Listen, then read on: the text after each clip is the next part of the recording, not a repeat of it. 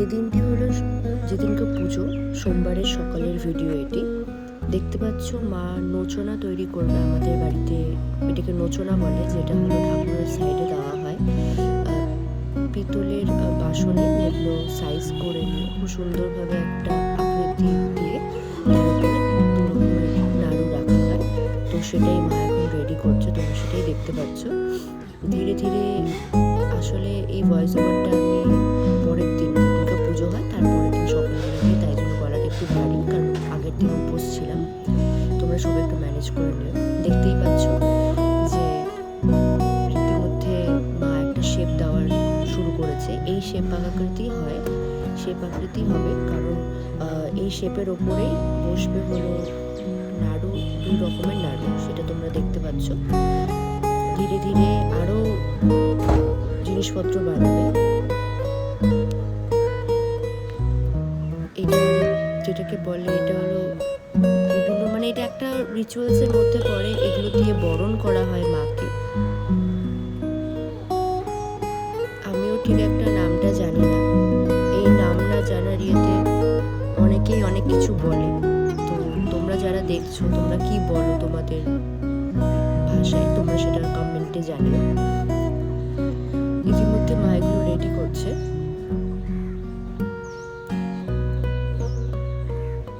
আমি যতটুকু জানি, ছোটবেলা থেকে যেটা আমি দেখে এসেছি, এই যে যেগুলো বানাচ্ছে সেগুলো সবটাই হাতে বানানো এবং সবটাই হাতে তৈরি করা।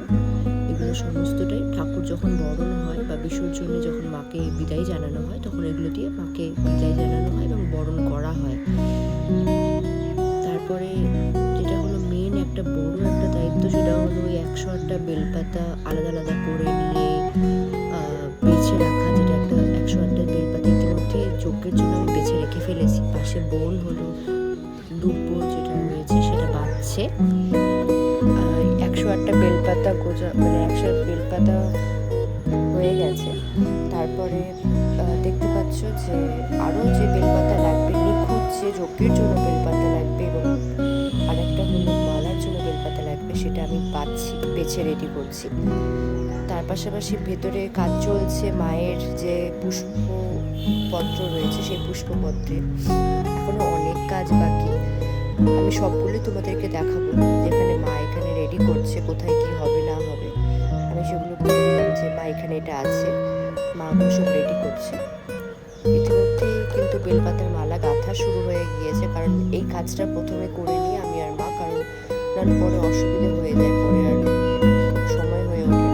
তার জন্য বেছে বেছে সুন্দর করে মা যত্ন সহকারে বেলপাতার মালা গাঁথে প্রত্যেক বছরই। তো আমাদের বেলপাতার মালা বাইরে থেকে কেনা আসে না, আমাদের বাড়িতেই যেহেতু বেল গাছ রয়েছে সেই জন্য বেলপাতা আমাদের বাড়িতে অনেকটাই থাকে। তো তার জন্য বেলপাতা রেডি হয়ে গিয়েছে। ইতিমধ্যে দেখতে পাচ্ছ বেলপাতার মালা রেডি হয়ে গিয়েছে। আমি সেটাকে বেঁধে রেডি করছি, মার সাথে আর কি সব কথা বলছি, আপনারা সেটাই দেখতে পাচ্ছেন। আর ধীরে ধীরে আমি আরও ডিটেলসগুলো দেখাবো যে কোথায় কি করা হচ্ছে না হচ্ছে। তো বেলপাতার মালাগুলো করার পর ভেতরে যে ঘটগুলো রয়েছে, কারণ এখানে টোটাল 4-5-6টা ঘট রয়েছে, কারণ দুটো ঘট হলো একটা চণ্ডীর ওখানে বসবে আর একটা মায়ের ওখানে বসবে। বোন এখানে লাল চন্দন ঘষছে, যেটা ওই বাটিটা দেখতে পাচ্ছ, থালাটা, সরি, যে তামার যে থালাটা রয়েছে সেই থালাটার মধ্যে পুরোটাই আস্তরণ তৈরি হবে একটা। তো ওটার জন্য বোন ইয়ে করছে। এখানে পাশাপাশি যেহেতু যেদিনকে পুজো সেদিনটাই রাত্রিবেলা মানুষজনকে খাওয়ানো হবে, গেস্টরা আসবে, তাদের জন্য রান্নাবান্না হচ্ছে গরম গরম। তো মা প্রত্যেকটাই যেটা হয়, আমরা যারা বাঙালি, যাদের বাড়িতে পুজো হয়, কালী পুজো হোক চাই দুর্গা পুজো হোক, তাদের বাড়িতে কিন্তু এই স্বস্তিক আঁকানোর যে একটা নিয়ম প্রত্যেকটা ডাবের মধ্যে, সেই নিয়মটা কিন্তু সবারই সেম থাকে। তো মা স্বস্তিক আঁকাচ্ছে ডাবের মধ্যে, যতগুলো ঘট বসবে সেই অনুযায়ী ডাবের মধ্যে স্বস্তিক আঁকানো হবে। আমি সেটাই দেখানোর চেষ্টা করছি তোমাদেরকে, এক এক করে সবগুলোই রিচুয়ালস তোমাদেরকে দেখাচ্ছি, কোথায় কোথায় ছোটো ছোটো বিষয়বস্তুগুলো রয়েছে। তারপরে চলে যাচ্ছি চালনবাতি। এটা হলো একটা গুরুত্বপূর্ণ কাজ, যে চালনবাতি সাজানো, কারণ মায়ের বরণ থেকে শুরু করে পুজোর প্রত্যেকটা রিচুয়ালসে কিন্তু এই চালনবাতিটার প্রয়োজন হয়। তাই জন্য মা ওই যে সমস্ত তোমাদেরকে বললামই যে বরণ করার সময় এই জিনিসগুলো লাগে। তো এটার জন্য এগুলো রেডি করছে মা, কোথায় কি লাগবে, কতটা কি কে কে বরণ করবে সেই মাথা পিছু গুনে নিয়ে জিনিসগুলো রাখা হচ্ছে। পাশাপাশি ডেকোরেশনের কাজ চলছে, গাঁদা ফুল দিয়ে পুরো মন্দিরটি ডেকোরেশন করা হচ্ছে, তোমাদেরকে সেটাই দেখাচ্ছি। ইতিমধ্যে দেখতে পাচ্ছ যারা ডেকোরেশনের লোকরা এসেছে তারা ইতিমধ্যেই কাজ করছে। পুরো মন্দিরটি গাঁদা ফুল দিয়ে ডেকোরেশন করা হয়েছে। এখনও 50% হয়েছে, এখনও বাকি আছে, সবাই কাজ করছে। পাশাপাশি চলে এসছে আমার ছোটোবেলার বন্ধু সায়ন্তন এবং তার মা। আমাকে আন্টি বললো যে ব্লগ করছিস, আমাদেরকে নিবি না? তো একটা হাসি ঠাট্টার একটা আমেজ তৈরি হয়েছে। চার সাইডে এখানে কিন্তু যেটা হয় না, ওই বিভিন্ন ধরনের যে সমস্ত ঘট রাখা থাকে, তারপরে হচ্ছে 5 ফল যে রাখা থাকে কলার মাঝে, সেগুলো রেডি করা হয়ে গিয়েছে। ঠাম্মার রান্নাঘরে কিন্তু যেহেতু নিরামিষের ঘর, নিরামিষের রান্নাঘরে মায়ের ভোগের রান্না শুরু হয়ে গিয়েছে। যারা নিরামিষ বুঝি তারাই ভোগের রান্না করছে। পাশাপাশি এখানে আমরা পুজোর জোগাড় যন্ত্র করছি, ফল বানাচ্ছি আমরা। অনেকেই তোমরা ভাববে যে ফল বানাচ্ছি কেন বলছি, কারণ আসলে আমাদের এখানে পুজোর কোনো কাজ হলে পরে ফল যদি মানে কাটা হয় তাহলে সেটাকে বানানো বলতে হয়। তো এটা আমি ছোটোবেলা থেকে এটাই শিখে এসেছি। তো ফল বানানো রেডি, পুজোর অলমোস্ট সমস্ত জোগাড় যন্ত্র রেডি, যেখান থেকে ফল থেকে শুরু করে নৈবেদ্য থেকে শুরু করে 108টা এখানে নৈবেদ্য রয়েছে।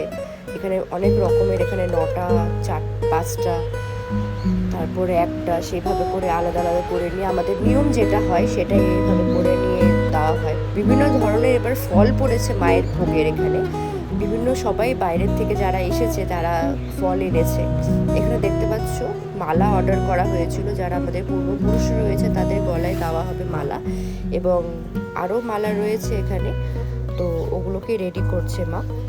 তার পাশাপাশি দেখতে পাচ্ছ যে ইতিমধ্যেই ঠাকুর আসবে বলে মা গেটের ওখানে, যেটা মায়ের যেখানে আসবে, মায়ের যে থানের আগের দিকে যেখানে মাকে বসানো হবে সেই জায়গাতে আলপনা করছে, কারণ এই আলপনার উপরেই মাকে বসানো হবে। মায়ের যে মূর্তি আসবে সেটা সেই আলপনার উপরেই বসানো হবে। তো তার জন্য মা একটু ছোট্ট করে একটু আলপনা এঁকে নিচ্ছে, আমি সেটাই তোমাদেরকে দেখাচ্ছি। কারণ এটার পরেই মায়ের আগমন চলে আসবে, মানে মা চলে আসবে, মায়ের আগমন হয়ে যাবে আমাদের বাড়িতে। একটা খুশির মুহূর্ত চার সাইডে মানে ছড়িয়ে ছিটিয়ে আছে, কারণ সবাই অপেক্ষা করছে মা কখন আসবে। ঢাকি আসলে পরে মা চলে আসবে, ঢাকি আসলে পরে মাকে নিতে চলে যাবে। তো তার আগে মা একটা আলপনা করে নিচ্ছে, কারণ আলপনার কাজটা আগে সেরে রেখে দিয়ে ঢাকিকে বরণ করে মা রেডি হতে চলে যাবে, কারণ মাকে বরণ করার আগে মাকেও রেডি হতে হবে। তো ওই জন্যই মা দেখতে পাচ্ছ যে এখানে মানে সুন্দর করে নিজের মনের মতো করে একটা ছোট্ট করে আলপনা দিচ্ছে। পাশাপাশি এখানে কিন্তু রান্নার কাজ পুরো জোর কদমে চলছে। এদিকে সবজি বানানো হচ্ছে, সবজি বানানোর দিকে গরম গরম দেখতেই পাচ্ছ কত সুন্দর খিচুড়ি যে ফুটছে, গরম গরম খিচুড়ি। আর বিভিন্ন ধরনের যে সমস্ত তরকারিগুলো হবে সে সমস্ত তরকারির আয়োজন করা হচ্ছে, যেহেতু রাত্রেবেলায় মানুষরা খাবে, যারা গেস্টরা আছে। ইতিমধ্যেই ঢাকি চলে এসছে, ঢাকিকে মা বরণ করে নিচ্ছে, যেটা আমাদের হয় যে ঢাকি আসলে পরে যারা বাঙালিরা রয়েছে, যারা এই সমস্ত কালচার তোমরা জানো, যাদের বাড়িতে বাৎসরিক পুজো হয় তারা জানো যে ঢাকিরা আসলে পরে ঢাকিদেরকে সিঁদুরের ফোঁটা দিয়ে এবং একটা বরণ করে নেওয়ার পর্ব একটা রয়েছে, তো বরণ করে নেওয়া হচ্ছে। এরপরে ঢাকি বরণ করার পরে নিজের মতো বাজিয়ে সবাই এখানে যারা ঠাকুর আনতে যাবে তারা সবাই ঠাকুর আনার জন্য সবাই বেরোচ্ছে এখন।